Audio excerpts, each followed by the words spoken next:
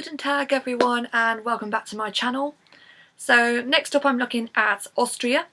So last year Vincent was meant to go to Rotterdam with the song Alive, but obviously it didn't really happen. So this year he's really going for the nation with the song Amen, which, yep, I know we have a double this year.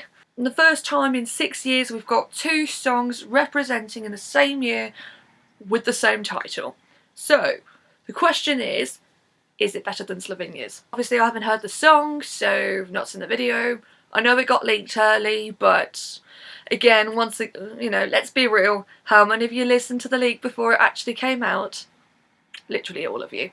If any of you have said, no, I waited until it actually came out, you're probably lying. Me, I have not listened to the song.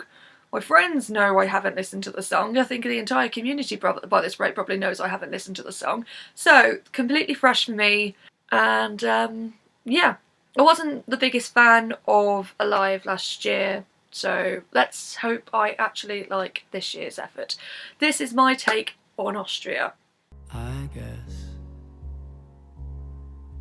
you Ballad, said that potentially. it's time for us to put our love Okay, this is a to soft ballad. rest. I'm feeling gospel-y vibes already. The video's giving me gospel vibes. Oh, not a ballad. I feel like there's been a problem in a relationship of some sort.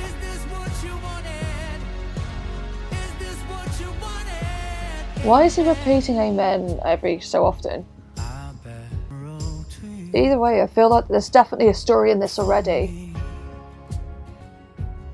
Is that a blackbird or like a crow? Those are usually like bad omens.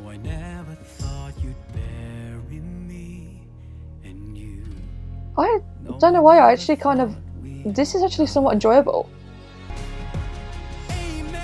Okay, so it's got a bit of a mid-tempo vibe. The chorus is actually quite powerful. The verses are actually really soft, but from what I can gather. And the music video is very simple. And the typical bridge. And it's just just kicking in, and I feel like that big chorus is going to follow. It's not bad. I mean, it's actually quite decent so far. So it's filmed like in a studio, and it was like on a rooftop.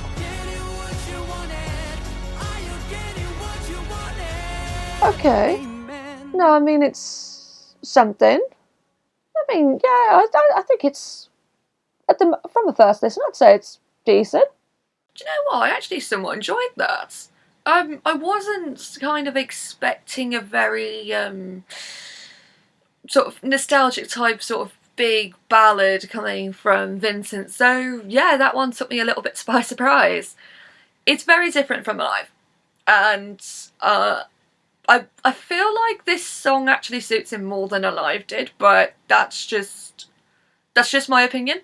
The song is definitely another one of those nostalgia type vibes song. This is something that I'd see more of maybe mid-2000s, latter 2000s maybe. Not quite 2010s though. The song itself is talking about, from what I can gather, about a broken relationship. There's turbulence there. He's in a position where it's like the other one was saying to him that you said you wanted to end this, but like, you know, is this what you were sort of like? Is this what you really want? And the music video is suggesting the fact that there's still hope at the end of the tunnel, right? He's starting off in this like sort of very confined space. He's trapped. There's definitely tension there. It's dark, so there's suggestions that there's something that's not right. And throughout the video, the space surrounding him becomes bigger. It's more open. There's light. There's the light, and that the bird is suggesting that there is that beacon of hope there. The window as well.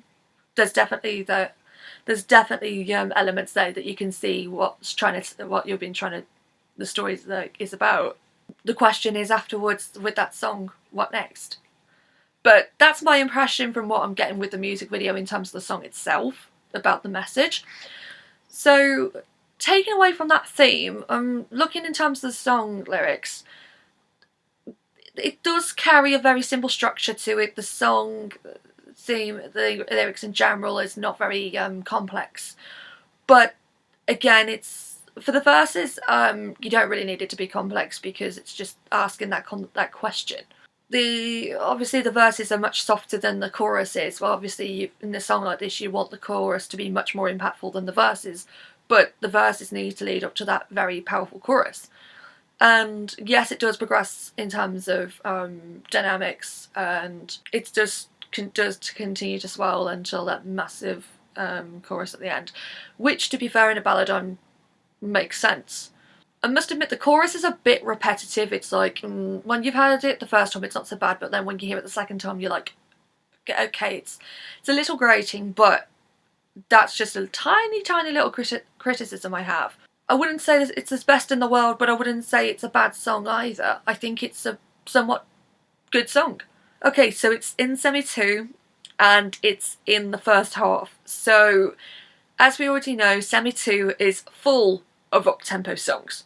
Literally, I mean, you've got, just looking at it, up-tempo, you've got Czech Republic, you've got Greece, which I believe is an up-tempo song, so from what I've been told, I haven't reacted to it yet, but hey-ho.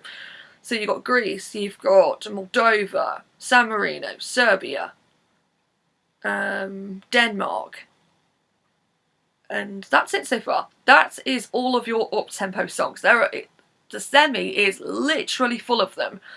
The only ballads you're really getting, and in terms of male ballads, is Switzerland. That's it. And Switzerland song sounds nothing like this.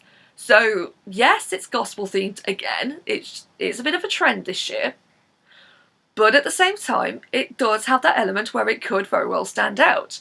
Now, I imagine staging will be very similar, or at least carry a similar theme to what the music video does. So they'll definitely probably be wearing black. There'll be a lot of almost minimalistic type of staging, which I think may actually work best. I'm not a staging designer, I just have a concept in my head. I wouldn't say it's a certain qualifier, but I'd say it's a potential qualifier. I'd say it's on the benchmark at the moment. I think it's kind of difficult to say until we've got the last of the songs coming through, because we've still got Poland, we've still got Latvia, we've got Iceland.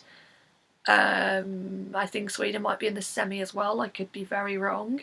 It might be semi 1 actually. No, it's semi 1.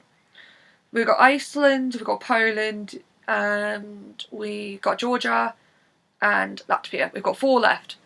So I'd say at the moment, potential qualifier. Can't say it's certain, but I wouldn't rule it out. In terms of vocal rules, I imagined... Actually, I don't know how Vincent properly sounds live. So that's one to look out for as well. I imagine if Vincent could pull the song off and carry the song vocally, because that's where the main strength is going to be.